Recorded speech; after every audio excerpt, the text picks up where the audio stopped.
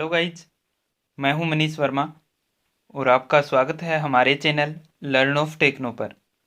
Dear friend, आज ही हमारा engineering drawing का सेशन है जिसमें हम डायमेंशनिंग के बारे में पढ़ रहे हैं कि इंजीनियरिंग ड्राइंग शीट में जो हम डायमेंशनिंग करते हैं, डायमेंशन को दर्शाते हैं, उनका क्या अनुपात होना चाहिए, किस हिसाब से उनको दर्शाना चाहिए, लाइनें किस हिसाब से हमें खींचनी चाहिए। ठीक है डियर फ्रेंड, एक क्लास हमारी इससे पहले हो चुकी है। अगर आपने इससे पहले का वीडियो नहीं देखा है तो डिस्क्रिप्शन में आपको लिंक मिल जाएगा, वहाँ से आप इससे पहले का वीडियो को देख सकते हैं। चलिए आज की क्लास को शुरू करते हैं। फर्स्ट है इसमें डायमेंशन लाइन, विमा रेखा। डायमेंशन लाइन क्या होती है तो इसको देख लेते हैं। इसमें क्या दिया हुआ है, ये पतली सतत रेखा होती है। क्या होती है? पतली रेखा होती है डायमेंशन लाइन। ठीक है, जो दोनों सिरों पर तीर के निशानों से बंद रहती है। दोनों सिरों पर तीर के निशान हैं, जैसे कि इसमें देख सकते हैं, इनमें भी देख सकते हैं, इधर भी देख सकते हैं। ठीक है, तो जहां पर तीर का निशान है वहीं पर क्या है, वो लाइनें बंद हो जा रही है तथा विस्तार रेखा को स्पर्श करती हुई प्रतीत होती है। स्पर्श कर रही है विस्तार रेखा को। विमा रेखा, डायमेंशन लाइन केवल तभी एक दूसरे को काट सकती है जब अतिरिक्त स्थान उपलब्ध न हो। डायमेंशन लाइन है वो एक दूसरे को कब काटेगी? जब काट सकती है जब अतिरिक्त स्थान नहीं हो डायमेंशन दर्शाने के लिए। छिपी हुई रेखाओं को विमांकन नहीं करना चाहिए। जो अदर से लाइन होती है, हिडन लाइन होती है, उनको क्या है, विमांकन नहीं करना चाहिए। अतः उनका विमा रेखा द्वारा प्रदर्शन नहीं किया जाना चाहिए। जो हिडन लाइन वगैरह होती है उनको क्या हमें नहीं दर्शाना चाहिए। नेक्स्ट है हमारी एक्सटर्नल एक्सटेंशन लाइन। कौन सी? विस्तार रेखा, एक्सटेंशन लाइन। तो ये वे पतली रेखाएं होती है जो किसी वस्तु के भाग की रेखाओं को विमा रेखा तक बढ़ाने के लिए उपयोग की जाती है। विमा रेखा तक यानी डायमेंशन लाइन तक बढ़ाने के लिए यूज करते हैं। इन्हें सामान्यतः विमांकन करने वाले भाग के लंबवत खींचा जाता है, परंतु टेपर भाग का विमांकन करने हेतु उन्हें तिरछा तथा एक दूसरे के समांतर भी खींचा जा सकता है। विस्तार रेखाओं को एक दूसरे से तथा विमा रेखाओं को कभी नहीं काटनी चाहिए। जहां तक संभव हो ये रेखाएं कटी हुई नहीं होनी चाहिए। कौन सी लाइन? एक्सटेंशन लाइन जो होती है वो क्या है, कटी हुई नहीं होनी चाहिए, विस्तार रेखाएं जो होती है। ठीक है, आगे देख लेते हैं। नेक्स्ट इसमें क्या दिया हुआ है। नेक्स्ट है लीडर लाइन। लीडर लाइन कौन सी होती है? तो लीडर लाइन जो हमने पीछे की क्लास में ई फिगर में देखा था, ई में कि ई से जो दर्शाई हुई थी वो कौन सी थी? लीडर लाइन थी। तो लीडर रेखा वे पतली सतत रेखा होती है जो आवश्यकता होने पर किसी भाग के साथ कोई नोट अथवा विमा संयोजन डायमेंशन करने का कार्य करती है। सामान्यतः इन्हें विभिन्न भागों की विवरण देने के लिए प्रयोग किया जाता है। जैसे लीडर लाइन यहाँ पर दी हुई है। ठीक है, तो ये क्या है, ये इसको वर्णित कर रही है कि इसमें 4 डाय हैं जो क्या है 4 इंटू डाया 3 रिलीफ होल इसमें लगे हुए हैं। ठीक है, आगे देख लेते हैं। यानी कि थोड़ा थोड़ा माइंड में रहना चाहिए, इससे क्या हमारी ड्राइंग शीट है वो बहुत ही अच्छी बनती है, इंजीनियर को देखने में अच्छी लगती है। उसी के अकॉर्डिंग क्या है, ड्राइंग शीट जितनी साफ सुथरी अच्छी होगी उसी के अकॉर्डिंग आपको नंबर दिए जाते हैं। विमांकन की स्थिति, पोजीशन ऑफ डायमेंशनिंग। डायमेंशनिंग की क्या पोजीशन होनी चाहिए? तो ड्राइंग में किसी वस्तु के लिए विमांकन को किसी निश्चित बिंदु या रेखा के सापेक्ष प्रदर्शित किया जाता है। किसी भी वस्तु की विमांकन में केवल एक ही विमांकन विधि समरूपता, सिमिलरिटी होनी चाहिए, सिमेट्री, समरूपता होनी चाहिए।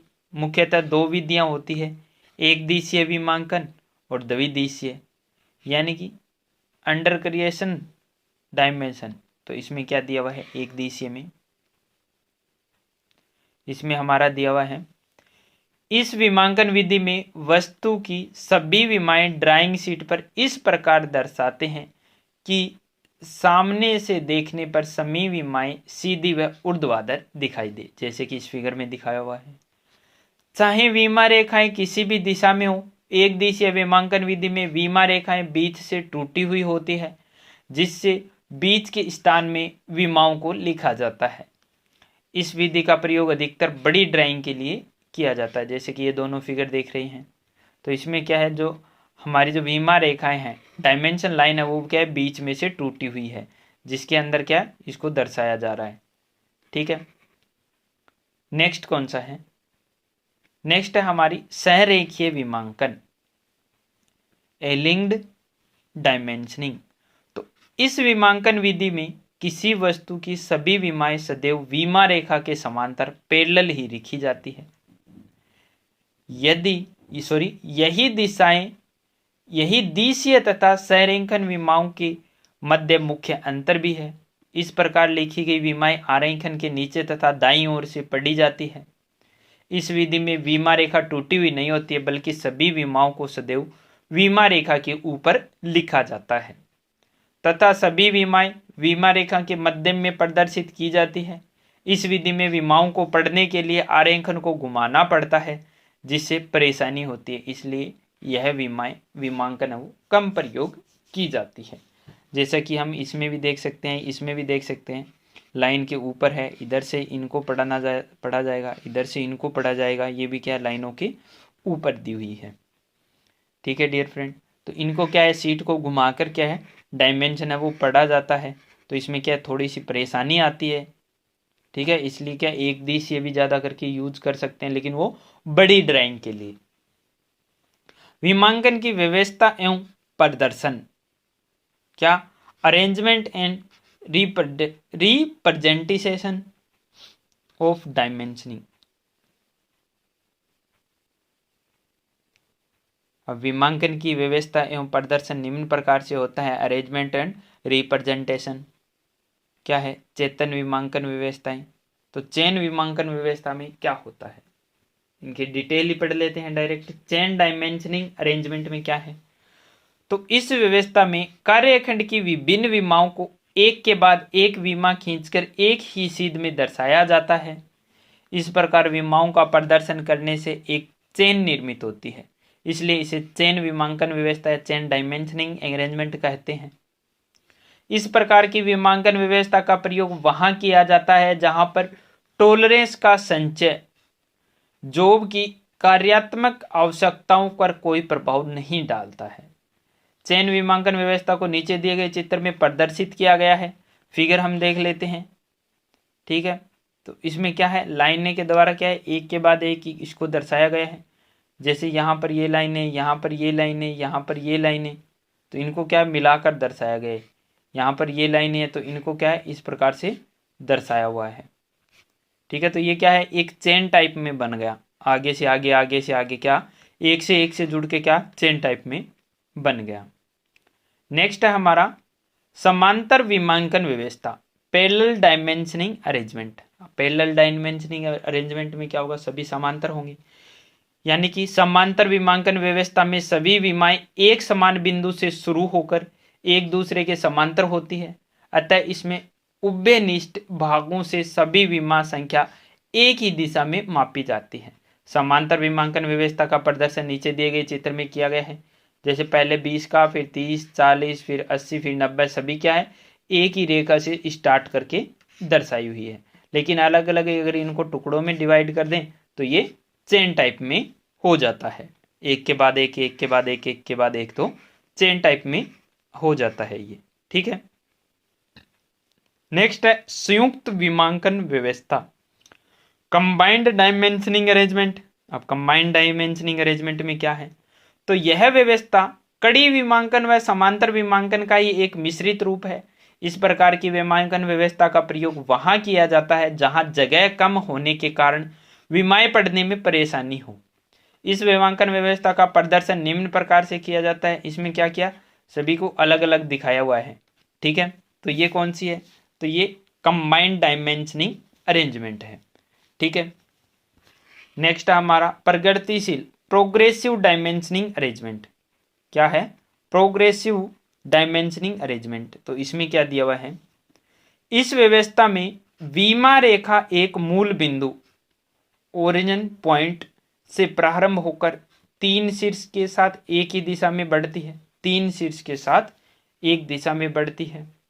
इस पद्धति का उपयोग वहां किया जाता है जहां स्थान की कमी होने के कारण विमाएं पढ़ने में परेशानी होती है। इसमें प्रत्येक विमा रेखा एक ही बिंदु से प्रारंभ होती है जिसे उचित चिन्ह द्वारा दर्शाना आवश्यक होता है। इन विमा रेखाओं की समाप्ति है वो तीर शीर्ष पर होती है। इस विमांकन व्यवस्था का प्रदर्शन नीचे चित्र में किया गया है। तो इसमें यहाँ पर देख सकते हैं, इधर भी जा रहा है, इधर भी जा रहा है, इधर भी जा रहा है, इधर भी जा रहा है। ठीक है, तो ये क्या है, इधर इधर इधर ही जा रहे हैं। यहाँ पर आके एंड हो गया, ये यहाँ से चल कर आया, फिर यहाँ से चल कर आया, फिर यहाँ से चल कर आया, फिर यहाँ से चल कर आया, फिर यहाँ से चल कर आया और यहाँ पर इसका एंड हो गया। तो ये क्या है, ये प्रोग्रेसिव टाइप है, एक के बाद एक बढ़ता जा रहा है आगे आगे। इसके बाद में हमारा नेक्स्ट है निर्देशांकों द्वारा विमांकन व्यवस्था। निर्देशांकों, निर्देश दिए हुए होते हैं।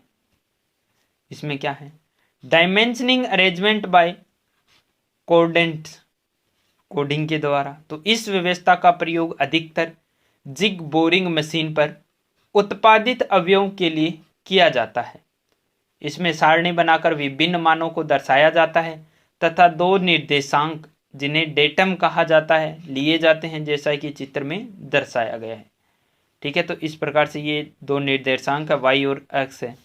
ठीक है, उसके बाद में ये सारा कुछ इसमें दर्शाया हुआ है, 1 2 3 4 5 6 7 8 तक। ठीक है, और ये 8 तक यहाँ पर दिए हुए हैं। इसमें x का अलग दिया हुआ है, y का अलग दिया हुआ है, डाया अलग दिया हुआ है। x कितने पर है, कितने y पर है। जैसे कि 1 नंबर है तो वो y से 70 पर, y से 70 दूर है। ठीक है, और x से 70 दूर है और y से 45 दूर है, यानी कि यहाँ से 45 पर। तो ये यहाँ से 45 पे है और यहाँ से 70 पे बना हुआ है, तो ये यहाँ पर आ गया 1 नंबर। उसके बाद सेकंड है, थर्ड है, फोर्थ है, फिफ्थ है, सिक्स्थ है, सेवन्थ है, एट्थ है। ये क्या है, सभी यहीं से मान लेकर चला जा रहा है। इनमें डेटम क्या है, x और y डेटम है इनके। ठीक है डियर फ्रेंड, ये सारणी आपको सामने दी हुई है, क्लियर, आप समझ सकते हैं। इसमें आगे देख लेते हैं, आगे क्या दिया हुआ है। आगे दिया हुआ है सामान्य तथा पुनरावर्त भागों का विमांकन। सामान्य तथा पुनरावर्त भाग कौन सा, dimensioning of common and repeated features. Repeated features कौन से होते हैं, तो इसके बारे में भी हम देख लेते हैं थोड़ा। फर्स्ट है इसमें टेपर भाग का विमांकन, dimensioning of tapered part. Taper भाग का विमांकन हम किस प्रकार से करते हैं, तो टेपर भाग का विमांकन करने के लिए विस्तार रेखाओं एक्सटेंशन लाइंस को किसी कोण पर तथा एक दूसरे के समांतर खींचा जाता है। विमा रेखा विमांकन की जाने वाली विशिष्टताओं के समांतर खींची जाती है। इस प्रकार की विमाएं एक बड़े व्यास द्वारा एक उपयुक्त MT नंबर द्वारा दर्शाई जाती है। टेपर भागों का विमांकन है वो निम्न प्रकार से है। MT क्या बोला है, MT होता है हमारा मोर्स टेपर। क्या होता है, मोर्स टेपर। MT जहां भी आपको लिखा हुआ मिले टेपर में, इसका मतलब होता है MT नंबर, यानी कि मोर्स टेपर नंबर द्वारा दिखाया जाता है, दर्शाया जाता है। ठीक है, नेक्स्ट है हमारा कम चौड़ाई का विमांकन, डायमेंशनिंग ऑफ स्मॉल विड्थ। कम चौड़ाई की डायमेंशन में क्या होता है कि यदि किसी भाग की चौड़ाई बहुत कम हो और इस पर विमांकन स्पष्टता व स्वस्थता न किया जा सके, तो ऐसी स्थिति में तीर शीर्षों के चित्रानुसार तिरछी रेखाओं द्वारा परिवर्तित कर देना चाहिए। इसके अतिरिक्त बढ़ी हुई विस्तार रेखाओं की सहायता से विमांकन किया जा सकता है। जैसे कि ये विमांकन किया हुआ 3.55 का, यहाँ से कर सकते हैं। 3.5 का इस प्रकार से कर सकते हैं। 4.5 इस प्रकार से कर सकते हैं हम इनका। ठीक है, तो ये क्या है, इनको बाहर भी निकाल कर हम क्या है, डायमेंशन दर्शा सकते हैं। ठीक है, नेक्स्ट है हमारा थर्ड नंबर। इसमें क्या दिया है, समान दूरी के भागों का विमांकन। एक समान दूरी यानी कि डायमेंशनिंग ऑफ इक्विवेलेंट फीचर्स। तो जब समान दूरी वाले विभिन्न भाग विमांकन में सम्मिलित हो तब कुछ विशेष विधियों को अपनाकर विमांकन कार्य किया जाता है। यदि ड्राइंग शीट पर दर्शाई गई सभी आकृतियों का माप समान हो तो एक ही आकृति पर सभी माप एक लीडर रेखा खींचकर प्रदर्शित करते हैं, जैसा कि चित्र में दर्शाया गया है। अब इसके अंदर क्या बने हुए हैं, हमारे 6 होल बने हुए हैं, 1 2 3 4 5 6, जो क्या है समान व्यास के हैं तो इसमें लिख दिया 6 इंटू डाया 12, यानी कि 6 होल है 12 डाये के। ठीक है, गैप है इनका 15-15। ठीक है, 5 गुणा 18, 5 गुणा 18 की इनके बीच की दूरी है 18 5 90 टोटल है। ठीक है, और 15 6 90। तो इस प्रकार से हम इसको क्या है दर्शा सकते हैं। इसके बाद में नेक्स्ट में इसमें दिया हुआ है, जैसे 2 डाये इसमें दिए हुए 18 दिए हुए हैं, ये बीच में से अलग अलग कटा हुआ है, ये इस प्रकार से भी हम दर्शा सकते हैं कि 18 दोनों के बीच की दूरी है। ठीक है, और 12 का डाया है, इस प्रकार से भी हम दर्शा सकते हैं। ठीक है, तो आज की वीडियो में बस इतना ही। नेक्स्ट आगे का बाकी का बचा हुआ देखेंगे हम नेक्स्ट वीडियो में। वीडियो आपको अच्छा लगता है तो अपने फ्रेंड सर्कल में शेयर कीजिए। हर शाम 6 बजे और हर शाम 8 बजे आप हमारे चैनल पर विजिट करना ना भूलें। ठीक है dear friend, wish you all the best.